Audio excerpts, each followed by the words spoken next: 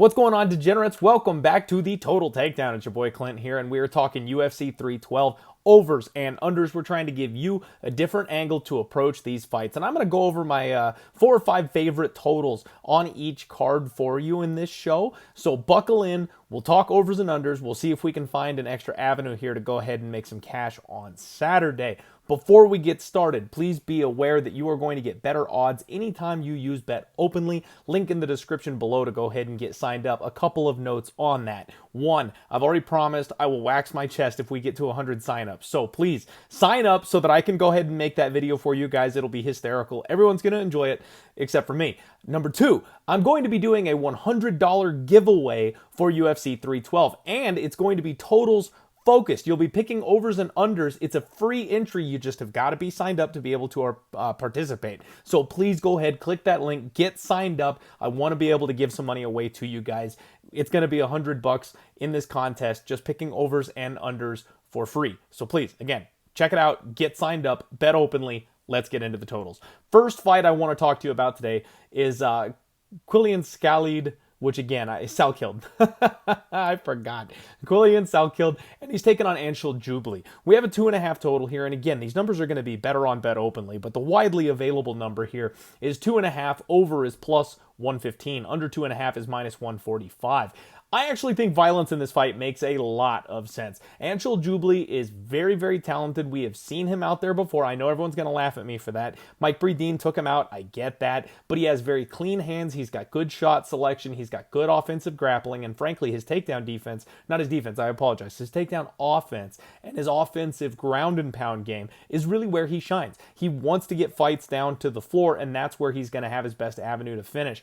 Scaill is another guy who likes to grapple. He is another guy who pushes that grappling offense. So I think there's going to be opportunities for reversals and positions and getting to the right spot, etc. Scaill is a guy who comes forward and he is completely devoid of any type of defense whatsoever on the feet. So this guy is going to make Jubilee work on the feet. There's going to be potential for both of them to get hit with big, big shots. And then Scaill does do a really good job of mixing in his takedowns, making his opponents carry his weight, forcing himself onto their back, and he's got a really great submission game. From what we saw with Jubilee and his cardio fading in his last fight, we got to think that there's going to be an opportunity for Scaill to submit this guy deeper on down the fight, round 2, round 3, something to that extent. This under 2.5 at minus 145, it's got my attention because I really think that we could see a better version of Jubilee. I'm not entirely certain that Scaill is all he's cracked up to be. These Dana White Contender Series fighters that step into the UFC at this minus 5, minus 600 price tag, some of them just aren't that guy. And I've got a feeling Scaill may not be that guy.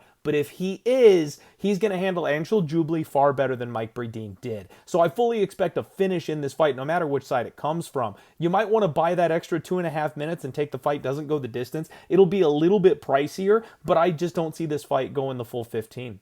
Next up, you've got Wang and Bruna Brazil that I want to talk to you about here. Wang let everybody down. She let me down. She let me down bad. She's an incredible striker. We've seen this. She got a little overconfident in her last fight. She took a head kick. It put her down.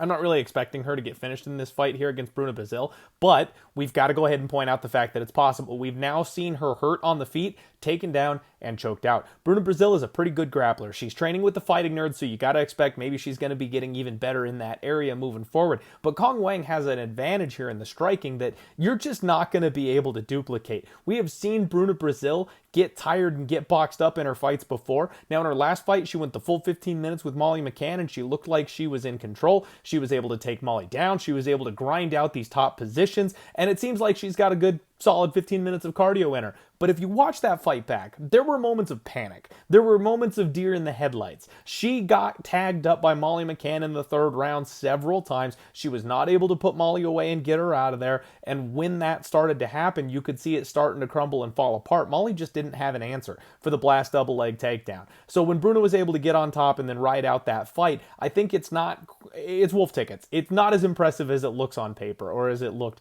in the fight, really. So Wang, I don't think, is going to have the same problem that Molly Meatball did. She's a better grappler. She's actually got some offensive submission skills to her name. She regularly finishes her opponents in the 2nd and 3rd round because she likes to kind of ratchet up the intensity as she goes. I think Wang is just simply going to break Bruna Brazil in this fight. I fully expect a welcome back highlight reel type of performance for her, whether it's catching a guillotine or tagging her up on the feet. And then on the flip side, if Kong Wang is just complete cheeks, if she is completely a fraud, then Bruna Brazil will take her down. And if Bruna Brazil is able to get to her back, we already saw what happened the last time, she probably can get tapped. So the under 2.5 here is plus 150. I kind of like it. And again, I lately have been buying that extra 2.5 minutes here, so you can probably get even money or plus, 115 or something like that on the fight. Doesn't go the distance. And that's the way that I would look here. You're probably going to get a minus 110 on Kong Wang inside the distance, so it's going to be right around that same ballpark. And we've talked about this before. If you're going to get one fighter inside the distance and maybe a 5 or 10 cent difference for the fight not to go the distance, you might as well include the other fighter just to be safe. That way you don't get caught with your pants down. The next fight I want to talk to you guys about is Tom Nolan and Vyacheslav Borchev, Slaviclaus himself. Tom Nolan is one of the chinniest fighters we've seen in a while. He's looked good his last couple fights. He kind of got his career back on track, but the kid gets impulsive, he gets aggressive, and while that's normally a good thing, he doesn't have the durability to back it up. We've seen him dropped in literally every single fight he's ever been in. I said this on the Monday podcast. Even the fights that he wins, this kid gets tagged and put down. Vyacheslav Borchev is not the guy that you want to be getting tagged and put down by. He's got such horrific power that if he connects with you, it's probably one and done. You're probably not getting that second win. You're probably not getting back up off the canvas. If he puts you down, you're staying down. And Vyacheslav Borchev does have that grappling disadvantage. We fully know this. 25% takedown defense. It's awful. I don't know that Tom Nolan has the grappling offense to even implement in this kind of a situation. That is outright the game plan to beating Slaviclaus, is taking him down. Even if Tom Nolan's able to take him down, I'm not sure he can take him down and control him. A master scrambler like Chase Hooper had to rely on several takedown attempts to get him down and then keep him down there before he was able to find any kind of a finish. I don't think Tom Nolan's got that skill set. So if he does take him down, I think Slav is going to get back up, and then we're striking again. The one thing Tom Nolan does have is really good distance, really long range, and then lots of power. So if he's going to be able to land on Vyacheslav Borchev, this guy's getting older. He's taken an absolute ridiculous amount of damage in his last 4 or 5 UFC fights. Eventually that chin's going to crack. I think someone's going to sleep in this fight, and getting pick'ems on an under 1.5 for this fight makes a ton of sense to me, because I think Slav is going to land on Tom and put him out cold relatively cleanly, and if he doesn't, the opposite's going to be true for the other side of the fight. And maybe Tom Nolan's got some submissions in his back pocket that I'm not giving him credit for, and if that's the case, I fully expect him to go ahead and get on the back of Slava and probably tap him out or ground and pound him. Next fight, Jake Matthews and Francisco Prado. We have a 2.5 total here where the over is minus 195. The under, I apologize, minus 180 it looks like. Under 2.5 is about plus 140. And again, that 40% split, you guys, don't deal with that shit. Go over to Bet Openly, get that even money on both sides. You're going to get plus 155 and minus 155 with the winner paying just the 1% juice. Make sure you're getting signed up. I like violence again in this fight. I know, shocker, right? You guys, I told you on Monday, I really think this is going to be a very violent card. Prado's moving up a weight class. This kid is going to be putting on a bunch of extra weight onto his frame, and he's faster than Jake Matthews. Those two things are both significant. I think the speed is going to be a problem for Jake Matthews. We've seen Jake hurt on the feet before. He has been knocked out. And when you've got someone like Prado who's just going to get to the button a whole hell of a lot quicker, I think he'll be able to land and hurt Jake on the feet. Now, on the flip side of this, Jake is going to have a significant size advantage, you would think, at least theoretically, right? Because he's the natural 170-pounder. If he brings that to bear, if he puts that into use, then maybe he hits harder than Prado's used to and can crack that chin. And if he can't, there's always the submissions. Jake Matthews can get on this guy's back and tap him out. He's a very talented grappler. If Prado gets on top of him, I know we don't really rely on arm bars from guard in men's MMA in 2025, but they're always there. It's an option. Triangle chokes are available, sweeps and reversals. So there's a lot of ways that this fight can get very, very hairy very, very quickly. Frankly, I think Prado is going to step in here, kind of shock the world a little bit and put hands on Jake Matthews. I don't see this fight going the distance. Under 2.5 at plus money, give it to me. I like that. I want to talk to you guys a little bit about Jimmy the Brute Crute and Rodolfo Bolato in this next fight. We have another 1.5, and you guys know normally I kind of steer away from these 1.5 totals, but this one I like because Bolato is coming in on short notice here, and this guy was put on skates by Ihor Peteria. That's all you need to know. He's slow.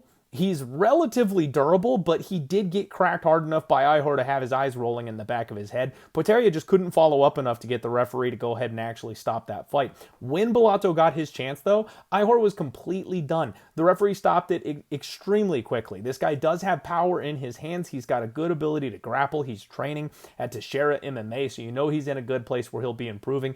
Jimmy Crute, we've seen this guy be a round one or bust fighter in his first run in the UFC, and I don't see why that would be any different here. He's training out at Bang Tao Muay Thai, Bang Tao Muay Thai. There you go. I said that a little too quick the first time. He's training at Bang Tao Muay Thai, and he's going to be improving in that area because of where he is training. That's a very good gym. His striking's going to be improving. The time off very likely will have helped his confidence and his durability, but I think he's going to be able to counter Prado, and the way this kid cracks, just go back and watch some of Crute's highlights. He is not the most finesse fighter you have ever seen, but he's got power. And then on top of that, he's a very slick grappler. This guy likes to go life and death on the ground with some big-time grapplers as well, and he knows how to catch subs in transitions. I think we're going to see a finish, and I think we're going to see it early. The over 1.5 is minus 135. I'm not buying it. Bolato coming in on short notice. I don't think he's going to have the cardio to extend. Just the way Jimmy Crute has fought, historically speaking, I don't think this fight is going to go long, and both these guys have been hurt and put down before. Yeah, give me violence. Give me the under 1.5. And finally, I want to highlight the main event. You've got Dricus du Plessis taking on Sean Strickland for this one, you guys. The total is 4.5. Over 4.5 minus 220. The under 4.5 plus 170. And we've already seen this fight. I tell you guys time and time and time again, it is extremely rare that rematches go the exact same way as the first fight. And I think I've been proven really correct by that, especially in the last year or so with all the rematches that we've gotten. Very rarely do these fights go the exact same way we saw them the first time. Now, I know Sean Strickland runs his mouth and he always comes out here talking about wanting to kill somebody. He always talks about fighting to the death, and then he teep kicks people doing his Russian can-can dance all the way around the cage for 25 minutes, and that's all we ever see. I actually think there's an element of bad blood to this fight. He's been working with guys like Pereira. He's been working with some of the fighting nerds. Like, this guy is really sharpening his tool set. He feels like he was robbed the last time this fight took place. I really think he's going to go out there and do what he can to try and emphasize that he should be the guy to go ahead and win this fight. He did rock Israel Adesanya when he took the title in that fight. However, I think we know now that Israel Adesanya's durability is a little bit sketchier than we previously suspected, so I'm not sure we can credit Sean Strickland with all of that, but I think there will be an emphasis on doing more damage in this fight this time around than there was the last time. Now, Dricus du Plessis, this guy's a damage machine, okay? This guy, all he does is break people with his physicality over the course of 25 minutes. The first time these two fought, Dricus came out with the plan specifically to wait until later in the fight to turn up so that he could match Sean Strickland's cardio. Both men essentially gave away those first two rounds. Dricus did what he could to go ahead and edge those to win them and make sure he banked those for later on, which proved really to be the reason why he won that fight. But this game plan, I think, is going to be a little bit different. Now that he knows he can go 25 minutes, now that he knows he can hang with Sean Strickland for a full championship caliber fight, I expect Dricus is probably going to step on the gas pedal a little bit sooner, and I think Sean will try to match that stepping on the gas pedal. And that being the case, I do think somebody eventually will go ahead and go to sleep. Whether it's Dricus actually tiring out and, fading to a guy like Sean Strickland if they go too hard too fast, Sean might be able to get him out of there later in this fight. We have seen Sean Strickland tagged on the jaw and knocked out cleanly. His defensive striking is very, very tough to get around, but when you're not being as defensive and you're more focused on offense, there are opportunities to counter. I do think he's going to be more offensive. I think Dricus will have opportunities to land, and we cannot count out the submission upside, frankly, for both guys. Sean Strickland is a very underrated grappler. He doesn't use it very often, but it's there if he wants to do it, and we've seen Dricus du Plessis submit some seriously high-level competition.